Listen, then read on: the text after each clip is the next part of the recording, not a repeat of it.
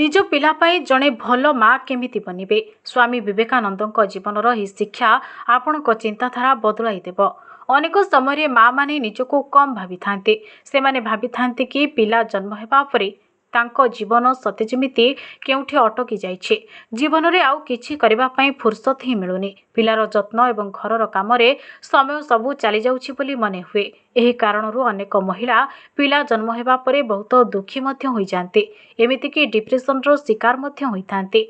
मां हेबा परे महिला को एमिति अनुभव हुए कि जीवन रे आउ किछि करि परिबे नाही। भल मां हेबाकु हेले पिलार पाखे पाखे रही जत्न नेबाकु पड़िबो, बाकी जीवन एमिति ही बिताइबाकु पड़िबो। एपरि भाबुथबा महिला मानक पई आमे स्वामी विवेकानंदक एक कहानी नै आसीछु, जेउथिरे स्वामी विवेकानंद प्रत्येक महिला को भल मां हेबार प्रेरणा दियंती। दिने स्वामी विवेकानंद चिकागो जाइथिले। सेठारे जणे पत्रकार महिला तांको बहुत अजब प्रश्न करिथिले। पत्रकार जनक कहिले कि स्वामीजी मु जणे पत्रकार, मु जणे बांधवी पायलट एवं अन्य जणे इंजीनियर मध्य। एठाकार स्त्री माने पुरुष मानकु सबु कामरे टक्कर देउछन्ते।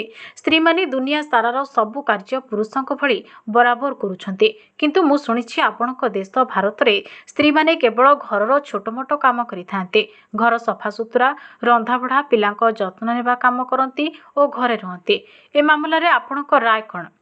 स्वामी विवेकानंद पत्रकारंको एभली ताश्चल्य जनित प्रश्न शुणी बहुत सुंदर जवाब देइथिले। से कहिथिले, तुमको आम देशर घरे रही छोट मोट काम करुथबा स्त्री मानक उपरे दया आसुछि, किंतु मु कहिबाकु चाहे कि मते तुम देशर पिलांको उपरे दया आसुछि, कारण तुम देशर पिला लालन पालन पई दुईटी पिता मिलुछन्ते, जणे महिला पिता और आउ जणे पुरुष पिता।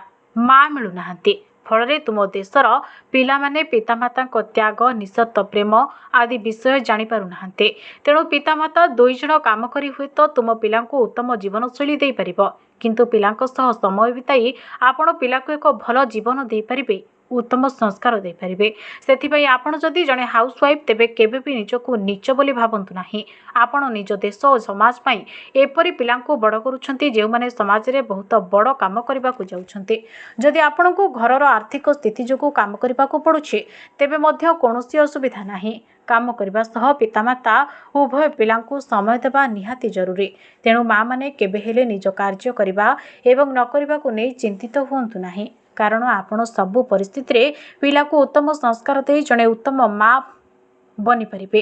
केवल आपण निज चिंताधारा को दृढ़ करबा को हेबो। वीडियोटी भलो लागितले लाइक करंतो। आगो को एभली अपडेट पाइबा पई हमर चैनल को सब्सक्राइब करी पाखरे थिबा बेल आइकन को क्लिक करंतो एवं सोशल मीडिया रे हमको फॉलो करंतो।